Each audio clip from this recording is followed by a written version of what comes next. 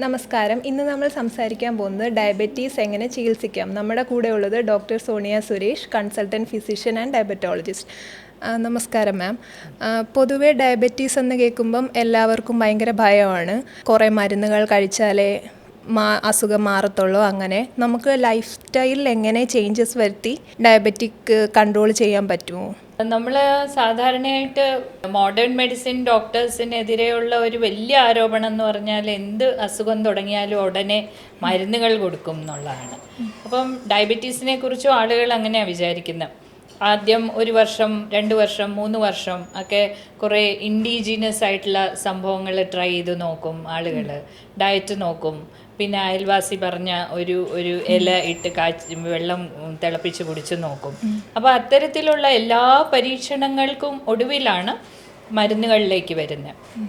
പക്ഷേ ഡയബറ്റീസിനെ സംബന്ധിച്ച് നമ്മളെ മനസ്സിലാക്കേണ്ട ഏറ്റവും വലിയ സത്യം എന്ന് പറഞ്ഞാൽ ആദ്യ ദിവസം മുതൽ അത് ഗൗരവമായിട്ട് എടുത്തില്ലെങ്കിൽ, ഹൈ ഷുഗേഴ്സ് നമ്മളറിയാതെ നമ്മുടെ ശരീരത്തിൽ നിന്നെങ്കിൽ അത് പെർമനൻ്റ്ലി ഒരു കമ്പ്യൂട്ടർ റെക്കോർഡിംഗ് പോലെ ശരീരത്തിൽ റെക്കോർഡായിക്കൊണ്ടിരിക്കും. അപ്പോൾ ഇതിന് നമ്മൾ മെറ്റബോളിക് മെമ്മറി എന്നാണ് പറയുക. ഈ മെമ്മറി നമ്മൾ ഒരു കാലത്തിന് ശേഷം, ഒരു സമയത്തിന് ശേഷം, ഇന്ന് മുതൽ ഞാൻ നന്നായി ചികിത്സിക്കുന്നു എന്ന് വിചാരിച്ചാലും ആ പഴയ മെറ്റബോളിക് മെമ്മറി നഷ്ടപ്പെടില്ല.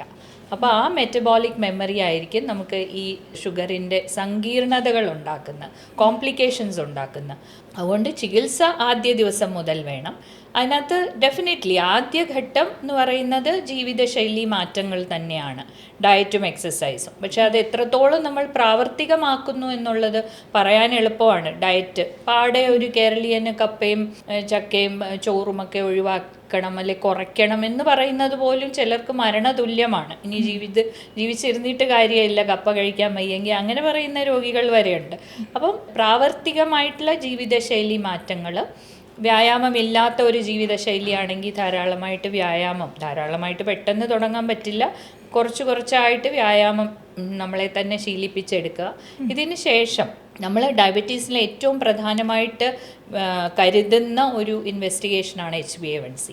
ഈ HbA1c 7-ൽ താഴെ നിർത്തുക എന്നുള്ളതാണ് ചികിത്സയുടെ ലക്ഷ്യം. അപ്പോൾ ഈ HbA1c നമ്മൾ 3 മാസം നല്ലോണം ഡയറ്റ് നോക്കി എക്സസൈസ് ചെയ്തു, പക്ഷേ ഇത് ശരിയാവുന്നില്ലെങ്കിൽ തീർച്ചയായിട്ടും മരുന്നുകളിലേക്ക് പോകണം. കാരണം നമ്മൾ മരുന്നുകളിലേക്ക് പോയില്ലെങ്കിൽ, അല്ലെങ്കിൽ HbA1c കുറച്ചില്ലെങ്കിൽ നമ്മളൊരു ബാഡ് മെറ്റബോളിക് മെമ്മറിയാണ് സൃഷ്ടിക്കുന്നത്. അത് ഭാവി കാലങ്ങളിൽ ഒരുപാട് പ്രമേഹ സങ്കീർണതകൾ ഉണ്ടാക്കാൻ ഇടയാക്കും. മാം, അപ്പോൾ ഈ പല പ്രായക്കാർക്ക് ചികിത്സാ രീതികളിൽ എന്തെങ്കിലും വ്യത്യാസം ഉണ്ടോ? തീർച്ചയായിട്ടും. അത് നമ്മൾ പണ്ടൊക്കെ എന്ന് പറഞ്ഞാൽ പണ്ടേ ഉണ്ടായിരുന്ന ഒരു ഡയോണിൽ എന്ന് പറഞ്ഞ ടാബ്ലറ്റാണ്. അപ്പം ഭർത്താവിന് ഷുഗർ ഉണ്ടാകുമ്പോൾ ഡയോണിൽ കഴിച്ചു, അടുത്ത ഭാര്യയ്ക്ക് ഉണ്ടാകുമ്പോൾ ഡയോണിൽ കഴിച്ചു, അയൽവാസിക്ക് ഉണ്ടാകുമ്പോഴും നമ്മൾ പറഞ്ഞു കൊടുത്തു ഈ ഡയോണിൽ പോയി വാങ്ങിയാൽ മതി. ഇത്തരം ചികിത്സയായിരുന്നു ഉണ്ടായിരുന്നത്. പക്ഷേ അങ്ങനെ അല്ല. ചികിത്സ എപ്പോഴും ഇൻഡിവിജ്വലൈസ്ഡ് ആണ്. ഒരു വ്യക്തിക്ക് എന്താണ് സ്യൂട്ടബിൾ എന്നുള്ളതനുസരിച്ച്, രോഗിയുടെ വയസ്സ്, രോഗി ചെയ്യുന്ന ജോലി, രോഗിയുടെ ശരീരഭാരം, മറ്റ് കോംപ്ലിക്കേഷൻസ്, പ്രമേഹത്തിൽ നിന്ന് വരുന്നത് ഉള്ള മറ്റ് സങ്കീർണതകൾ എന്തെങ്കിലും ഉണ്ടോ, ഇതെല്ലാം അനുസരിച്ചിരിക്കും നമ്മൾ എങ്ങനെ ചികിത്സിക്കണം, ഏത് മരുന്ന് തിരഞ്ഞെടുക്കണം എന്നുള്ളത്. അതിൽ എൽഡർലി ആയിട്ടുള്ളവർക്ക്, അതായത് 60 70 വയസ്സിന് പ്രായത്തിന് മുകളിലുള്ളവർക്ക് നമ്മൾ കുറച്ച് സ്ലോ ആയിട്ടായിരിക്കും തുടങ്ങുന്നത്. അവരെ നമ്മളെപ്പോഴും ഈ സൈഡ് ഇഫക്ട്സിനെ കുറിച്ച് വളരെ വറീഡാണല്ലോ. അപ്പോൾ ഷുഗറിൻ്റെ എല്ലാ മരുന്നുകളുടെയും ഒരു എക്സ്റ്റൻഷൻ എന്നുള്ള നിലയ്ക്ക് ഷുഗർ കുറഞ്ഞു പോകാം. ഈ കുറഞ്ഞു പോകൽ ഒഴിവാക്കുക എന്നുള്ള ഒരു സംഗതി മനസ്സിൽ വെച്ചാണ് പ്രായമായവരെ നമ്മൾ ചികിത്സിക്കുന്നത്. ചെറുപ്പക്കാരെ കുറച്ചുകൂടെ ഇൻറ്റൻസീവായിട്ട് ചികിത്സിക്കും. ഈ HbA1c എന്ന് പറയുന്ന 3 മാസക്കാലത്തെ ഏകദേശം ആവറേജ് എന്ന് വിശേഷിപ്പിക്കുന്ന സംഗതി നമുക്കൊരു 6.5-നും 7-നും ഇടയ്ക്ക് നിൽക്കുക, 7-ൽ ഒരു കാരണവശാലും കൂടാതിരിക്കുക എന്നുള്ള ലക്ഷ്യത്തോടെ ആയിരിക്കും ചെറുപ്പക്കാരെ ചികിത്സിക്കുന്നത്. എന്നാൽ പ്രായമായവരിൽ അതിൽ ചെറിയ റിലാക്സേഷൻ നമ്മൾ കൊടുക്കാറുണ്ട്. കാരണം അവർക്ക് ഷുഗർ കണ്ടമാനം താഴ്ന്നാൽ അതിൻ്റെതായ പ്രശ്നങ്ങൾ വേറെ ഉണ്ടാകാം എന്നുള്ളത് കൊണ്ട്. അപ്പോൾ ഈ പറഞ്ഞ ഘടകങ്ങളൊക്കെയാണ് കണക്കിലെടുക്കുന്നത്. ഒന്ന് HbA1c, രണ്ടാമത് രോഗിയുടെ പ്രായം, മൂന്നാമത് ശരീരഘടന, മെലിഞ്ഞ ആളാണോ വണ്ണമുള്ള ആളാണോ എന്നുള്ളതനുസരിച്ച്, പിന്നെ മറ്റ് കോംപ്ലിക്കേഷൻസ്, ഇതെല്ലാം കണക്കിലെടുത്താണ് മരുന്നുകൾ കൊടുക്കുന്നത്. മാം, അപ്പോൾ ഈ ഡയബറ്റീസ് നമുക്ക് ചികിത്സിച്ച് ഭേദമാക്കാൻ കഴിയുമോ, അതോ ഇങ്ങനെ ജീവിതകാലം മുഴുവനും മരുന്ന് കഴിക്കേണ്ടി വരുമോ? ഡയബറ്റീസ് ഏത് ടൈപ്പ് ആണെന്നുള്ളതനുസരിച്ചിരിക്കും. ഇപ്പം ടൈപ്പ് 1 ഡയബറ്റീസ് നമുക്കറിയാം, അതിന് നമുക്ക് ഇൻസുലിൻ മാത്രമേ ചികിത്സയായിട്ട് നൽകാൻ പറ്റുള്ളൂ. അപ്പോൾ അങ്ങനെ ടൈപ്പ് 1 ഡയബറ്റീസ് എന്ന് പറയുന്നത് ഒരു സമയം ആദ്യം ചികിത്സിച്ച് തുടങ്ങി ഏകദേശം ഒരു 5-6 മാസം ചിലപ്പോൾ ഒരു മരുന്നും വേണ്ടി വന്നില്ല എന്നിരിക്കാം. അതിന് നമ്മളൊരു ഹണിമൂൺ ഫേസ് എന്നാണ് അതിന് മെഡിക്കലി തന്നെ ടേം ചെയ്തിരിക്കുന്നത്. അന്നേരം പലരും തെറ്റിദ്ധരിക്കും ഷുഗർ മാറി. ചിലപ്പോൾ അതിൻ്റെ കൂടെ ചില ഇൻഡിജിനസ് മരുന്നുകളൊക്കെ ഉപയോഗിക്കുന്നുണ്ടാവാം ഇൻസുലിൻ്റെ കൂടെ. അവർ വിചാരിക്കും അതിൻ്റെ ഇഫക്റ്റാണ്, മാറി. പക്ഷേ അത് വാസ്തവമല്ല. അത് കഴിഞ്ഞ് വീണ്ടും ഒരു സിവിയർ ഇൻസുലിൻ ഡെഫിഷ്യൻസി അല്ലെങ്കിൽ ഇൻസുലിൻ്റെ പോരായ്മ ഉണ്ടായിട്ട് വീണ്ടും കുട്ടി എന്ന് പറയാൻ കാരണം യങ് അഡൾട്ട്സിനാണല്ലോ അത് ഉണ്ടാകുന്നത്. അപ്പോൾ വീണ്ടും ഇൻസുലിൻ വേണ്ടി വരാം. അതുപോലെ ചില ജനിതകമായിട്ടുള്ള MODY എന്നൊക്കെ പറയുന്ന, അല്ലെങ്കിൽ കീറ്റോസിസ് പ്രോൺ ഡയബറ്റീസ്, അങ്ങനെ ചില ടൈപ്പുകളുണ്ട് അത്ര യൂഷ്വൽ അല്ലാത്ത. ആ ടൈപ്പുകളൊക്കെ ചിലപ്പോൾ കാലാകാലങ്ങൾ മരുന്നുകളില്ലാതെ മുന്നോട്ട് പോയി എന്ന് വരാം, അല്ലെ ചെറിയ തോതിലെ മരുന്ന് കൊണ്ട് മുന്നോട്ട് പോയി എന്ന് വരാം. പക്ഷേ ബൈ ആൻഡ് ലാർജ് മൊത്തമായിട്ട് പറയുകയാണെങ്കിൽ പ്രമേഹം സുഖപ്പെടുത്തി മാറ്റാം എന്ന് പറയുന്നത് ഒരു തെറ്റായ അവകാശവാദമാണ്. അത് നടക്കുന്ന കാര്യമല്ല. സാധാരണയായിട്ട് നമ്മൾ സമൂഹത്തിൽ കാണുന്ന ടൈപ്പ് 2 ഡയബറ്റീസ് ആണ്. ടൈപ്പ് 2 ഡയബറ്റീസ് നിയന്ത്രിച്ചു നിർത്തുക എന്നുള്ളതാണ് നമ്മുടെ ലക്ഷ്യം. അതിൽ നിന്നുള്ള പ്രശ്നങ്ങൾ ഉണ്ടാകാതിരിക്കുക എന്നുള്ളതാണ് നമ്മുടെ ലക്ഷ്യം. അത് ചികിത്സിച്ച് ഭേദപ്പെടുത്താം എന്നാരെങ്കിലും പറയുന്നുണ്ടെങ്കിൽ അത് ഒരു അശാസ്ത്രീയമായിട്ടുള്ള അവകാശവാദം ആവാം. മാം, അപ്പോൾ ഈ ഡയബറ്റീസ് ഉള്ള ആൾക്കാരിൽ ശരീരഭാരം കുറയുന്നതായിട്ട് കാണുന്നുണ്ട്, അത് എന്തുകൊണ്ടായിരിക്കും? ശരീരഭാരം കുറയുന്നത് വളരെ ഗ്രേവ് ആയിട്ടുള്ള അല്ലെങ്കിൽ വളരെ ഗൗരവമായിട്ട് എടുക്കേണ്ട ഒരു ലക്ഷണമാണ്. ഇപ്പം നമ്മൾ ഇൻസുലിൻ്റെ കുറവ്, ടൈപ്പ് 2 ഡയബറ്റീസ് പ്രമേഹ രോഗികളിൽ നമ്മൾ പറയുന്ന ഇൻസുലിൻ താരതമ്യേന കുറവാണ്. ടോട്ടലി ഇല്ലാതെ ഇല്ല, ഉണ്ട്, പക്ഷേ താരതമ്യേന കുറവാണ്.